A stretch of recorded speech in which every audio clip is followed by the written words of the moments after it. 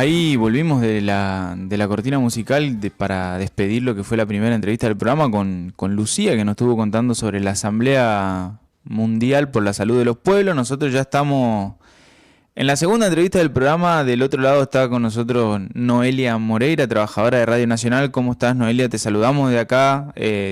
Diego Silva, Jeremías Giordano y, bueno, el operador Ale Martínez. Hola, ¿cómo están, chicos? ¿Todo bien? Todo bien, acá estamos preocupados por Radio Nacional, por los medios de comunicación pública. También estuvimos nosotros hablando hace unos programas atrás con trabajadores de Telam acá en Corrientes, y un poco preocupados por esta crisis que está atravesando la prensa, los medios públicos en general y los trabajadores de prensa en los medios privados también, digamos. Hace 2 días le tocó a ustedes recibir la visita de quien es hoy el secretario de prensa de la Nación, digamos, y estuvo aclarando un poco cómo está la situación de Radio Nacional. ¿Qué nos podés contar de eso? Sí, estuvo en Radio Nacional Resistencia. En realidad hizo todo un recorrido por Resistencia y Corrientes, Eduardo Serenellini. Tengo un retorno de mi propia voz, ¿está bien? No se siente tanto, está bien, ¿eh? Se escucha bien, te escuchamos bien. Bueno, él estuvo recorriendo Radio Nacional, aparentemente es parte del recorrido en todas las provincias que realiza, y vino a visitar la radio. Bueno, hay una situación muy particular con las radios nacionales, que es que no se han designado directores.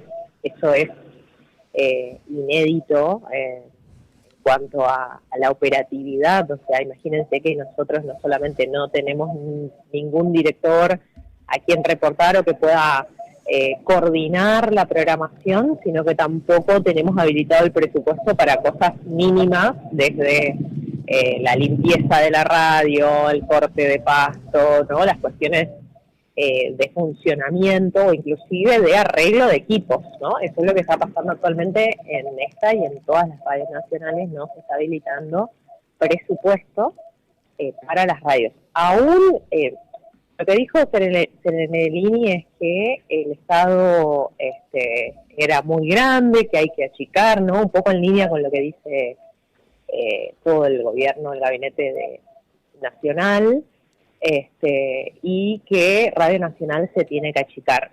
A nosotros la verdad es que nos llama la atención qué más hay que achicar, ¿no? En diciembre perdimos 4 trabajadores que eran contratados. En marzo se fue quien era la directora de la gestión anterior, y la verdad es que se han perdido esos 5 puestos laborales y no hemos tenido mejoras ni en la radio, ni en la infraestructura, ni en el salario. O sea, esa es una realidad concreta. Entonces, si la idea es achicar, no entendemos a dónde iría ese dinero que ya se achicó. Claro. Hay como, están viendo como que hay un intento de cerrar Radio Nacional, digamos. Básicamente hoy se encuentra intervenido igual que Telam. Sí, de hecho somos la misma empresa. Radio y Televisión Argentina está integrada por Radio Nacional, la televisión pública y la agencia de noticias Telam, como un conglomerado de medios estatales, que son parte de una sociedad del Estado.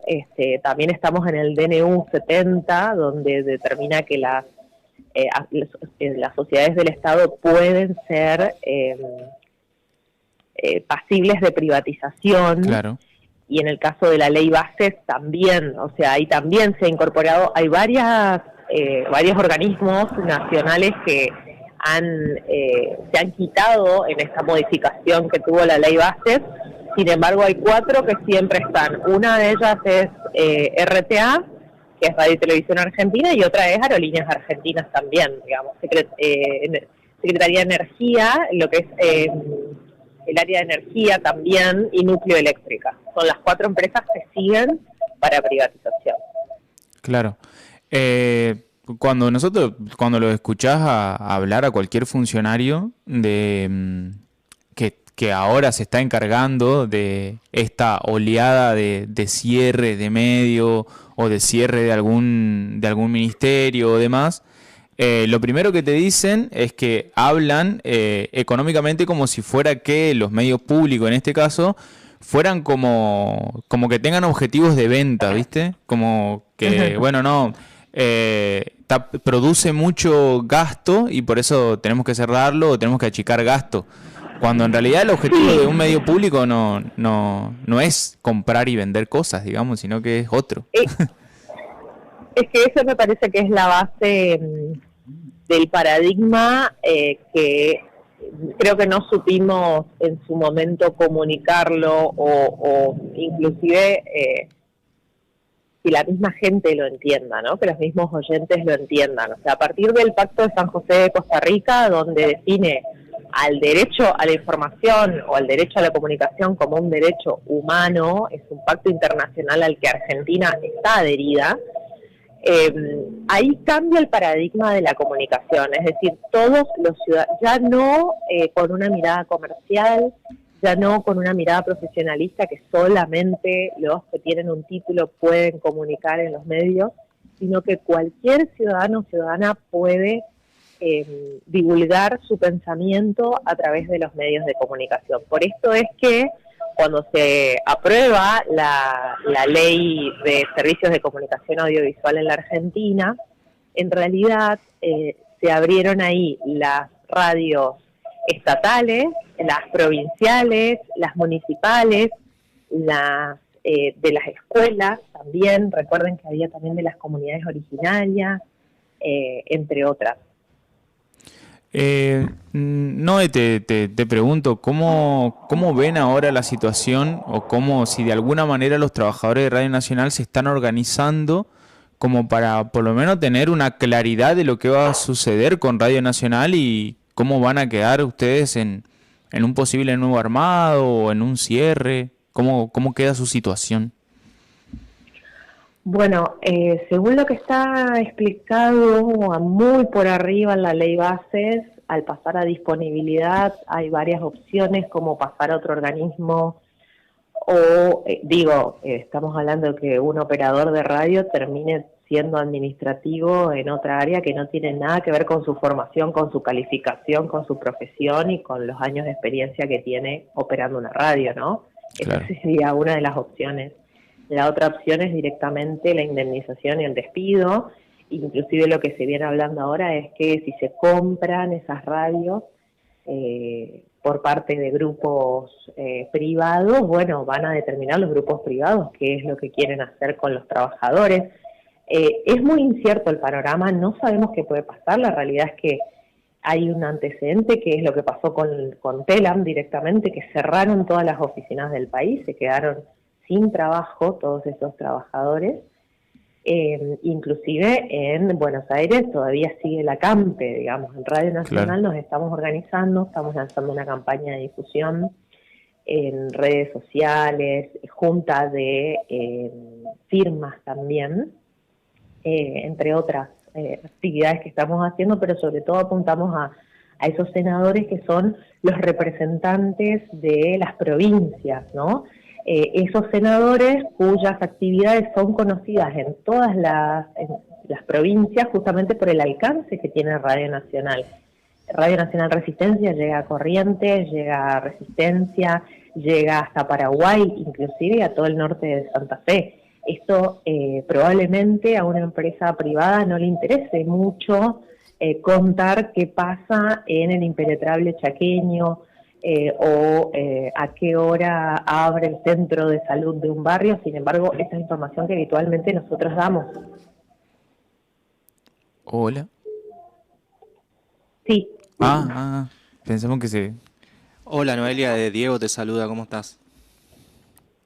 Hola Diego, ¿cómo estás? Todo bien. Quería preguntarte por esto último de que se están organizando. ¿Cómo es si hay una organización dentro de de los trabajadores de prensa, si hay solidaridad también dentro de los trabajadores de prensa? Porque el ataque de Milei no es solo contra los medios públicos, sino es contra todo el periodismo en general. Digamos, allá en Resistencia, en Chaco, ¿se ve una solidaridad y una organización de los trabajadores de prensa o es una cosa aislada de los trabajadores de la Radio Nacional por un lado, los trabajadores de Telam por el otro? La verdad es que la agencia TELAM, desde el desmantelamiento que ya se hizo en el gobierno de Macri, venía funcionando casi eh, en forma en remota, digamos, ¿no? O sea, había trabajadores que, según entiendo, estaban contratados, ni siquiera tenían un vínculo directo con la agencia de noticias TELAM. Esto es en Chaco, no es lo mismo que Corrientes, que entiendo que ahí sí estaban los trabajadores registrados. Acá lo que sucede en Resistencia es que tratamos de organizarnos dentro de lo que se puede, pero también hay mucho miedo. Y hay otra realidad, ¿no? Se está hablando hoy de atacar a los medios públicos, dando cuenta de que los privados son mejores y que los privados y que las leyes del mercado van a sacar a flote a todos los sectores, ¿no? Lo que está pasando en la realidad es que Diario Norte sigue sin pagar los sueldos del mes de abril. Los trabajadores todavía no cobraron, vienen inclusive con 2 meses de atraso en los sueldos. Lo mismo está pasando con otros diarios como La Voz del Chaco, que están no se les ha pagado lo acordado en paritarias. Bueno, hay 3 diarios de Corrientes que están en crisis y que están presentando todos los papeles directamente para declarar la quiebra. Entonces, las leyes del mercado acá en el NEA no funcionan de la misma manera en que creen que podrían funcionar en las grandes capitales del país. Lo que sucede es que hoy los medios del NEA, y siempre pasó así, estuvieron atados directamente al financiamiento del Estado. Si no hay un apoyo por parte de los estados para que esos medios funcionen, esos medios no salen y esos trabajadores no cobran. Esa es la realidad. Claro, por eso preguntaba lo de si hay una organización allá, porque lo que nosotros vemos acá en Corrientes, que es como vos decís, no solo los medios públicos están sufriendo el embate de este gobierno nacional, sino que también los diarios, los 4 diarios provinciales, La Época, El Litoral, La Libertador y el Diario Norte, también están con deuda con sus trabajadores y también están haciendo los pasos previos a decretar la quiebra. Y la verdad que acá todavía nosotros no tenemos una organización en Corrientes de todos los trabajadores de prensa para resistir, digamos, y para proteger nuestros puestos de trabajo. Yo quería saber si en Chaco se da la misma situación o allá hay una organización más avanzada, digamos, de los trabajadores de prensa. Claro, el tema es que en trabajadores de prensa quizás es muy amplio, hay una realidad de acuerdo a cada sector, ¿no? Los trabajadores de los diarios tienen una realidad, los trabajadores de las radios tienen otra realidad, los trabajadores, y hay otra cuestión que creo que ellos están también desamparados, los trabajadores de la comunicación institucional, por ejemplo, los trabajadores de prensa de los ministerios, que muchos de ellos fueron despedidos en diciembre del año pasado con el cambio de gestión y no tuvieron ningún tipo de respaldo, porque los sindicatos son una opción. El sindicato de prensa está acompañando a los trabajadores de Diario Norte y de los diarios, porque son mayormente los afiliados al sindicato vienen de la gráfica. Pero después hay otros gremios que no nos amparan, digamos, ¿no? De acuerdo a cada sector del que estemos hablando. Entonces me parece que hay realidades distintas, pero sí es necesaria la organización. De hecho, hoy veía un comunicado del Diario 1 de Entre Ríos que está en la misma situación que Diario Norte. Entonces, si ampliamos un poco más la mirada, vemos que Chaco, Corrientes, Entre Ríos, e inclusive Misiones deben estar pasando las mismas situaciones, pero es tan desesperante la situación de cada medio que me parece que los trabajadores optaron por organizarse cada uno en su lugar de trabajo, ¿no? Que es lo que está pasando ahora. Claro. Ahí, por ejemplo, bueno, los trabajadores del norte hace poco estuvieron bastante organizados y bastante en lucha, si se quiere, digamos, con lo que estaba sucediendo con su salario. Acá ese nivel de organización, por ejemplo, como de hacer manifestaciones en su lugar de trabajo, todavía ni siquiera ha pasado, digamos. Están dejando, de alguna manera, los compañeros están dejando que su suerte individual corra por como quiere la empresa, básicamente, en el caso de los medios privados, digamos. Y, sí, bueno, yo no me pondría quizás a juzgar las realidades de cada uno, porque también hay una realidad que es que hay mucho miedo. En el caso de Norte venían pasando esa situación hace muchos meses de retrasos en los pagos, incluso vienen cobrando el sueldo en cuotas hace bastante tiempo, pero la organización sucedió cuando ellos estuvieron 2 meses sin cobrar. Y realmente 2 meses sin cobrar, cuando uno tiene hijos, cuando tiene que pagar el alquiler, cuando tiene que comer, cuando tiene que pagar las cuentas, como cualquier persona, e inclusive con el costo que implica hoy ir hasta el lugar de trabajo, en nafta, en colectivos carísimos, eso fue la gota que derramó el... O sea, yo no quiero decir que hacía falta que eso suceda, pero fue lo que ocurrió en este caso para que ellos se organicen realmente, porque la venían pasando mal hace mucho tiempo, pero claro. Hubo una situación crítica, y hay una situación crítica que hizo que todo estalle, digamos. Entonces me parece que ahí, y cada medio, cada lugar de trabajo tiene su particularidad también. El miedo es, desgraciadamente, un disciplinador en estos casos. Sabemos por lo que está pasando que no hay lógica ni en los despidos, ni es pura arbitrariedad. Entonces hay mucho miedo a perder el laburo. Claro, claro. Sí, acá tenés incluso los trabajadores de prensa de la época que saben que están en una lista negra, muchos de los que van a ser despedidos, digamos. Sí. Entonces sí, el miedo sirve para amedrentar bastante, digamos.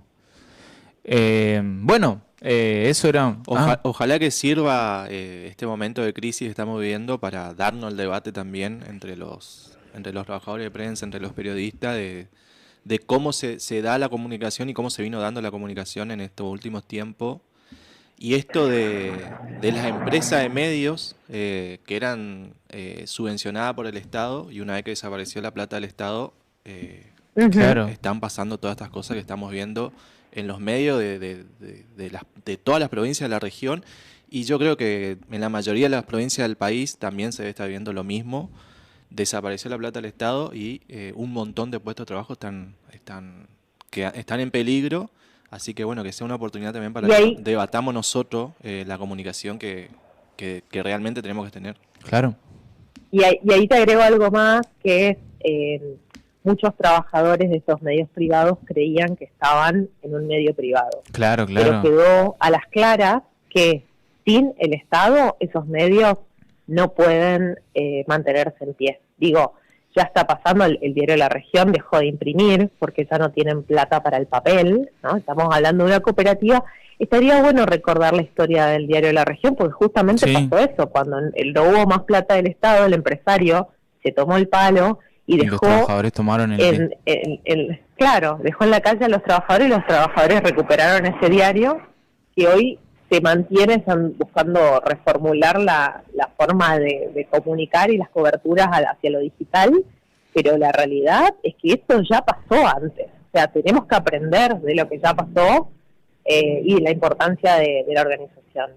Sí, tal cual. Sí, algo que también hablamos mucho siempre acá, de tipo de la lógica de cómo se construye el sistema de medios en la Argentina, que de alguna manera la ley de medios sirvió para discutir una cantidad de cosas, pero no sirvió para suplantar un sistema de medios por otros, digamos. De alguna manera la lógica privativa ganó y siguió acumulando su poder, digamos, y es más, creo que una vez que se desplazó toda la discusión y que quedó en la nada la ley de medios, tipo los medios privados y el sistema oligopólico que tenemos de medios, digamos, se hizo mucho más fuerte, digamos. El grupo Clarín se hizo mucho más fuerte en estos últimos tiempos, digamos. Sí, igual no nos olvidemos que ley de medios solo rige para radio y televisión. Sí, no abarca en este caso los medios gráficos, pero sí lo que pasa con el papel, ¿no? O sea, el negocio y el mercado de papel, que sí lo tiene capitalizado ahí el grupo Clarín. Clarín. que eso también está pasando, pero bueno, esa es la lógica del mercado, que haya un solo vendedor y que todos tengan que regirse por ese precio que una sola persona que un solo grupo le da, ¿no? Por eso voy a que quizás hubo que defender mucho más ese paradigma de la comunicación como derecho humano, que creo yo que sigue vigente, y soy una creyente en que lo podemos seguir difundiendo y comunicando. La ley de medios, la verdad es que eso me llamó la atención, que en la ley base no hay modificación a la ley de medios, tampoco en el DNU, como que no se metieron todavía con eso, algo que llama la atención. Sí se meten con el sistema de medios públicos, ¿no? Claro. Que es un poco ir a los fierros, los edificios que tienen las radios nacionales en todo el país, digo, quizás van por ese negocio, y no tanto por el del contenido de la información. Quizás ahí tenemos nuestro espacio de lucha y nuestro espacio de defensa en el contenido, justamente, que es lo que también rige la ley de medios. Claro, tal cual. Bueno, Noé, te saludamos, te agradecemos por compartir tu tiempo y porque nos cuente más o menos cómo se encuentran ahí con la situación que está atravesando Radio Nacional y los medios públicos, y seguramente seguiremos estando en contacto si siguen surgiendo algunas cuestiones o si tenemos que volver a hablar de comunicación y derecho. Ahí estaré, me gustaría ir a estudios la próxima. Bien. Una vez ya pensamos varias veces en realidad de armar una mesa entre varios trabajadores de prensa y bueno, tener como una pequeña discusión acá de qué queremos de la prensa y la comunicación en estos tiempos y para lo que viene, digamos, así que estaría buenísimo. Sí. Bueno, el 7 de junio cae viernes, estamos organizando unas jornadas de la facultad, así que justo. Bien. ¿Quién Entonces, te dice? el 7 de junio armamos una mesa, entonces. Dale, me gustó. Que es el día del periodista, digamos. Sí. Bien, perfecto, Noé, muchísimas gracias. Gracias, chau.